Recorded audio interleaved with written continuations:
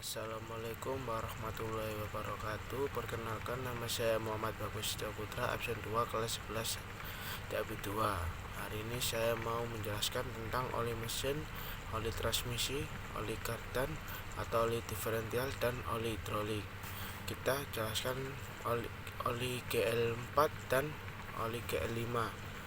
Oli GL4 dan GL5 adalah dua jenis pelumas yang umumnya digunakan dalam sistem transmisi kendaraan. Perbedaan utamanya terletak pada formulasi kimianya dan tingkat perlindungan yang ditawarkan terhadap komponen transmisi.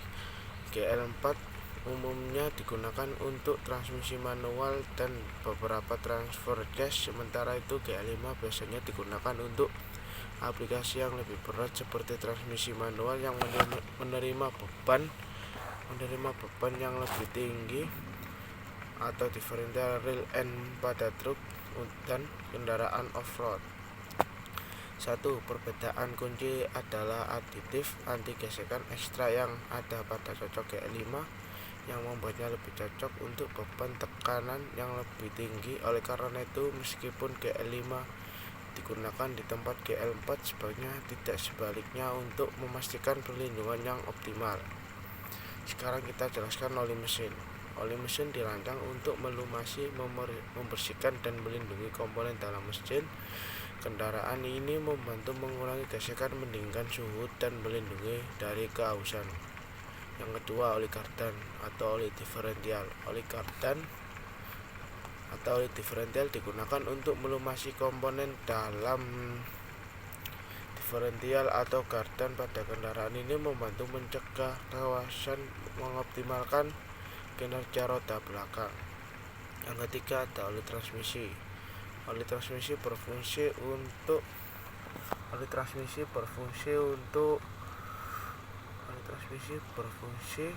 melumasi dan mendinginkan komponen sistem transmisi. Oli ini dapat digunakan dalam transmisi manual atau optimis, membantu menjaga kinerja transmisi dan mengurangi gesekan.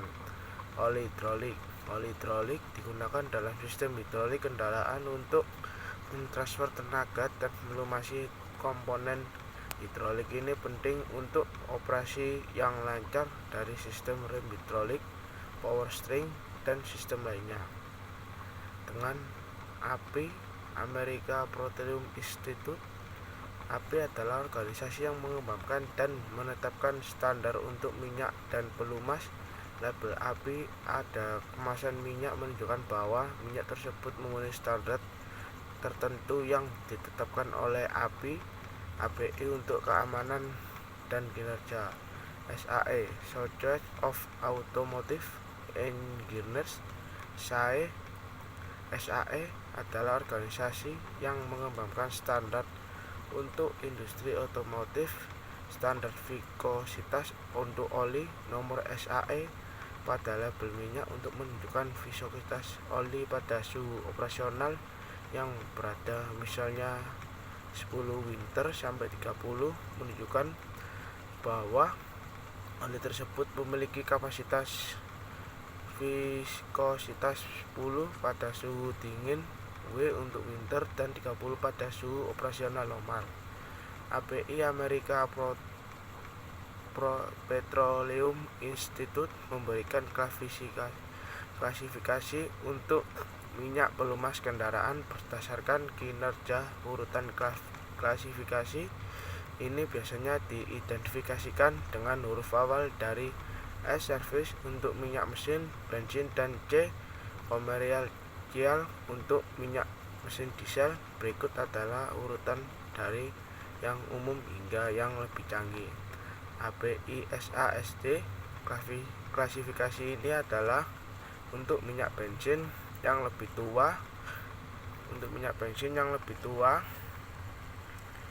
dan umumnya dilanjutkan untuk digunakan pada kendaraan modern. API SESF digunakan untuk mesin yang lebih modern tetapi masih ketinggalan zaman jika dibandingkan dengan standar saat ini. API SGSH memberikan perlindungan lebih baik dan sesuai untuk kendaraan yang memerlukan performance standar. API SCSL diperkenalkan untuk meningkatkan kontrol terhadap deposit dan keausan cocok untuk kendaraan yang lebih baru. API SMSN standar yang lebih modern dengan peningkatan perlindungan terhadap keausan oksidasi dan deposit pada mesin.